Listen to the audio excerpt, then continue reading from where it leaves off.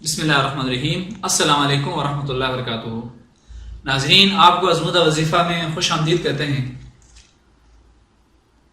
آج ہم آپ کو بتائیں گے کہ شوہر کے ظلم اور اس کی تنگ دستی کی حفاظت کے لیے کون سا ایسا عمل کیا جائے کہ شوہر اپنی بیوی کے اوپر تشدد بھی نہ کرے اور اس کے اوپر ظلم بھی نہ کرے، اور جو شوہر ہے وہ تنگ دست بھی نہ ہو، یعنی بیوی اگر اس کو کرے تو اس کے اپنے شوہر کے شر سے بھی محفوظ رہے گی اور اس کی شوہر کے اوپر تنگ دستی بھی نہیں آئے گی۔ ویڈیو سٹارٹ کرنے سے پہلے ہم آپ کی خدمت میں یہ گزارش کرتے ہیں کہ آپ اس چینل کو اپنی زندگی کا حصہ بنا لیجئے۔ یہ چینل آپ کو کامیابی کے گر سکھائے گا۔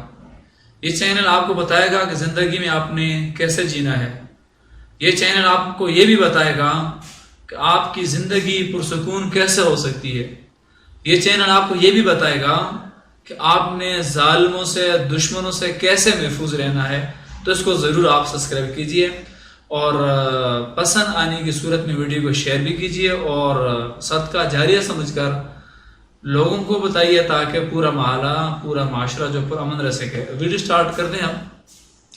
تو اگر آپ کو یہ پرابلم ہے کہ آپ کا شوہر آپ کے اوپر ظلم کرتا ہے، یا آپ کو یہ خطرہ ہے، یہ خدشہ ہے کہ آپ کا شوہر محتاج ہو جائے گا اور آپ جو فقر اور فاقہ میں مبتلا ہو جائیں گے، تو آپ نے یہ پڑھنا ہے۔ آپ کو یہ آیت اسکرین کے اوپر بھی درود پاک نظر آئے گی اور میں پڑھ کے بتا دیتا ہوں۔ اللہم صلی علی سیدنا محمد صاحب الفرق والفرقان وجامع الورق ومنزله من سماء القرآن وعلى آل محمد وسلم۔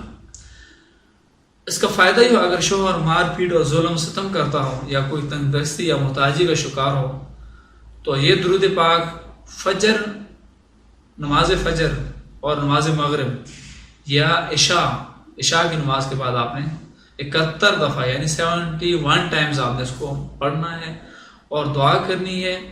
تو انشاءاللہ اس کی برکت سے شوہر آپ کے اوپر مہربان ہوگا اور آپ کا شوہر ہمیشہ کی محتاجی سے بھی بچا رہے گا۔ تو اپنا اور اپنے چاہنے والوں کا اور اپنے آس پاس جتنے لوگ ہیں سب کا خیال رکھنا آپ کے اوپر ضروری ہے۔